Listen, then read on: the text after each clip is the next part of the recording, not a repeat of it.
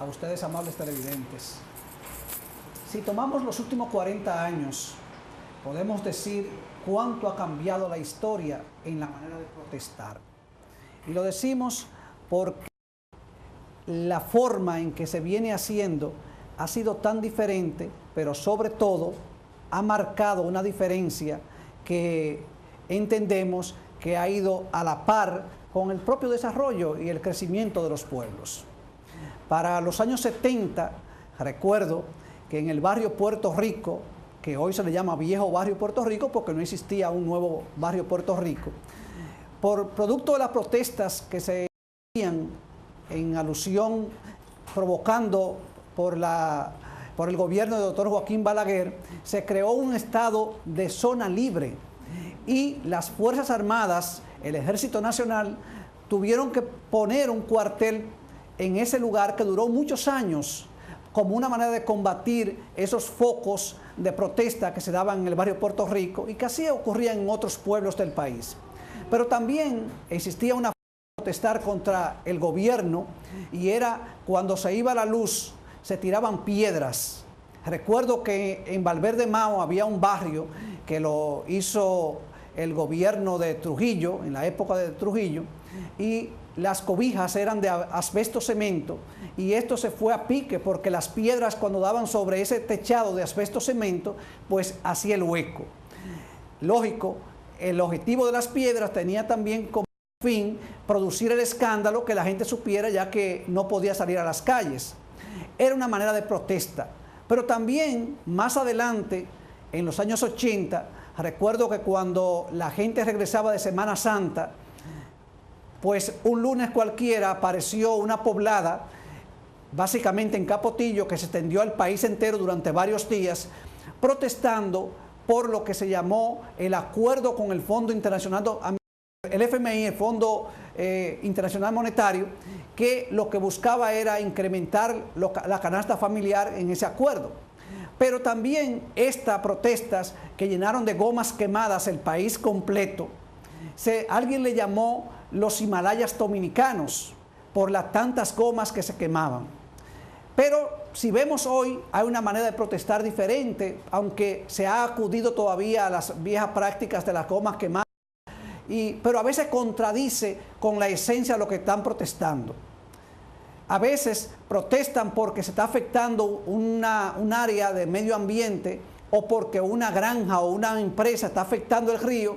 Sin embargo, a veces tumban una mata, un árbol que está por ahí para obstaculizar el tránsito. Entonces, paga ese árbol que sirve, que quizás sea el elemento que ha estado sirviendo durante muchos años para ayudar al medio ambiente, pero en la protesta se fue de paro esa mata y otras matas más, y la misma quema de gomas ha provocado un efecto de invernadero al propio medio ambiente. Entonces ahí entendemos que se contradice, aunque esto ha bajado mucho esta manera práctica de cómo protestar. Pero ¿cómo ha llegado este elemento a nuevas formas de protestas? Recordemos que cuando se intentó poner la cementera en el Parque Nacional Los Haitises, específicamente en la comunidad de Gonzalo, apareció un sector, otro sector y varios sectores que se opusieron a esa instalación de esa cementera porque iba a dañar lo que era el entorno medioambiental, iba a afectar el Parque Nacional Los Haitises. La historia se juntaron ahí una serie de grupos que llegaron hasta Los Haitises para hacerle saber a las autoridades de turno de que no estaban de acuerdo con esta cementera y el daño que se le iba a provocar al medio ambiente. Esto se unió a sectores de música que también se unieron, pero también se usaron los colores que permitieron también la protesta y al final los resultados los tenemos. Los sectores protestantes le ganaron el pulso al gobierno en función de lo que era la instalación de esta cementera en el Parque Nacional Los Haitises, específicamente en la comunidad de Gonzalo. Pero también hubo otra protesta interesantísima que marcó un antes y un después, y fue la del 4%.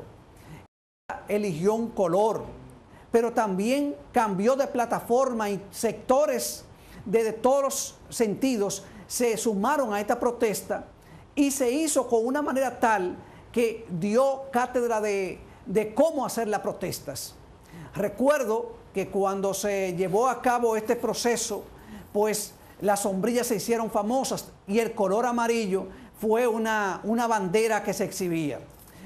Pero se desarrolló también el Parque La Lira junto con otros parques, con una manera de llegar hasta allí y decirle a las autoridades que se puede protestar de esta manera y cómo llegó y cómo atrajo la sensibilidad de las autoridades con este 4%. La instalación que surgió en los Haitises de un campamento, y en ese campamento se hacían fogatas, se hacían músicas, todo esto llevó a lo que es hoy una manera diferente de protestar. Pero vamos también a aquella forma de protesta por una carretera que se quería hacer en una comunidad de Santiago Rodríguez, de Dajabón específicamente, donde una persona que se le llamó el Peregrino llegó hasta la ciudad capital a protestar frente al Palacio Nacional para que se le construyera esta carretera. El trayecto desde la comunidad de Dajabón hasta Santo Domingo, y así han venido otras protestas más. En San Francisco de Macorís, hace unos 2 años, una protesta de caminando al revés, de espalda. Y los vehículos también daban de reversa. También una forma de decirle a las autoridades que no están marchando como el pueblo quiere. Es decir, que ha habido una manera práctica de cómo ir conservando el medio ambiente, protestando frente a las autoridades y haciéndoles saber de que se pueden hacer las cosas diferentes sin afectar a grupos que quizás no estén de acuerdo con ello o a personas que no están involucradas en ese proceso, pero sí el mensaje llega. ¿Qué ha sido lo más interesante de este tipo de cómo se ha llevado la forma de protestar contra un elemento o contra una persona o contra una acción tomada por una autoridad o un gobierno específico? Bueno, las redes sociales han jugado un papel importantísimo. Ya no hay que esperar muchas veces que un medio que ha sido un medio quizá parcializado en un determinado momento lleve la información, y a veces si la lleva o la llevaba retorcida o agarrada por los moños como la quería el dueño de ese medio. Hoy en día tenemos las redes sociales que muchas veces cuando viene a llegar a ese medio determinado, pues automáticamente ya el pueblo conoce. Pero también están los medios particulares, las provincias, las comunidades, los pueblos, los municipios tienen medios de televisión, tienen medios de radio, que son voces de esas comunidades que ayudan y que perfilan el interés comunitario y no dejamos simplemente al interés de un sector específico que se genere la noticia en la capital o que llegue a Santo Domingo para que sea filtrada por un determinado medio. Entonces, todo esto ha llevado a una escuela, a una universidad de la manera de cómo la gente puede exigir sus derechos de una forma que no afecte a personas que no están interesados o que defienden el interés contrario de esto. Actualmente tenemos el caso de Loma Miranda, que estamos a un paso de que se logre el objetivo. Quizás falta el paso más importante, porque ya ha pasado por todo el proceso que conocemos, la protesta, cómo se ha llevado, las caminatas, el campamento que se ha instalado y todo esto, pero hay que estar con los ojos bien abiertos. Sabemos la cantidad de informaciones que han salido en los últimos días con el fin de que el presidente Danilo Medina Sánchez no firme el decreto que el pueblo está esperando que se firme, buscándole alternativas de que hay que resarcir con mucho dinero y que el Estado no tiene ese dinero. Pero señores, la ley establece que todo el terreno es del Estado y que el Estado lo compra a un justo precio. Entonces, pero esto es parte de una filosofía que se está llevando a cabo con el fin de que aquella información que dio, se hizo y que dio Falcondo en un momento determinado, cuando dijo que en Loma Miranda solamente habían 4 manantiales que no se afectaba tanto el medio ambiente. Sin embargo, el organismo norteamericano PNUD dijo que eran 40. Fíjense cómo la Falcondo invirtió el número de 4 y eran 40. Entonces, sabemos... ¿Perdón? Escúchame, ¿alguien te quiere aportar algo? Sí, buenas. Buenas tardes. Sí, adelante, buenas tardes. Sí, buenas, adelante. Buenas, hermano, ¿cómo está usted? Yo quiero aportar algo más sobre la protesta que se hacía cuando el caudillo de Balaguer. Sí. Como uno no se podía reunir bajo techo, nosotros cogíamos los clubes. ¿Usted se acuerda? Sí, en los clubes que hacíamos obra en cuestión de protesta y poesía también. Y los grupos de Boy Scout. Esas eran 2 formas que utilizábamos, digo, el MPD, porque yo pertenecía al MPD. Eso era para aportarle algo de cómo se protestaba también. Gracias, hermano. Muchísimas gracias, sí, y se ocupaban centros, como en el caso de iglesias y cosas así, porque había que llevar el mensaje y había que protestar. O sea que realmente aquí surgió una asociación llamada Femoclusó, que fue la bandera, y de hecho tenemos la manera de que la música protesta que surgió en esa época, que llenaba todos los centros donde se presentaban esos grupos, era una manera también de protestar, o sea, y era una manera de altura de hacerlo. Pero volviendo, y estamos de acuerdo con el amigo televidente, y gracias por el aporte que ha hecho, volviendo al caso de Loma Miranda, hay que tener los ojos bien abiertos, señores.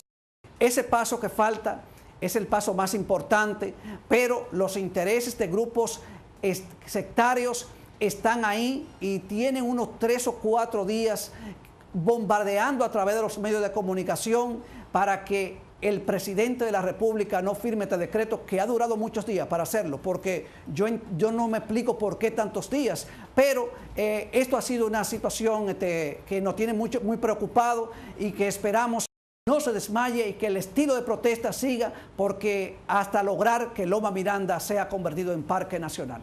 Muchísimas gracias, señores. Con respecto a eso, también los interesados en que no se promulgue la ley tienen bocinas a nivel nacional de que dice que la inversión extranjera en República Dominicana, si se promulga como parque nacional Loma Miranda, y va a tener serios problemas. O sea, es algo que también están inyectando. Sí, como tú lo has dicho, claro, son bocinas. Bocinas. Bueno, el mismo presidente de la Falcondo así lo expresó. Ya ha querido meter el cuco al presidente Danilo Medina para que no firme este proyecto de ley. Y de ese presidente hay muchas bocinas que se están haciendo eco. Bueno, los mismos empleados de la Falcondo estuvieron frente al Congreso, al Palacio Nacional, protestando en el día de ayer para llamar la atención de Danilo. Sí, no, y una institución cameral de Bonao ayer hizo una protesta que no entiendo en esa manera, porque no es la misión de una institución de ese tipo, pero parece ser que se está viendo el país como si fuese un pueblo o una provincia, y no puede ser así. El medio ambiente no es un problema de un municipio, de una provincia, es un país completo que tenemos todo que preocuparnos por él. Así es. Bueno, ahí está el comentario amable. Gracias al licenciado Amable Guzmán por darnos la oportunidad de recibir estas informaciones y sus comentarios aquí en Acceso Sin Límites.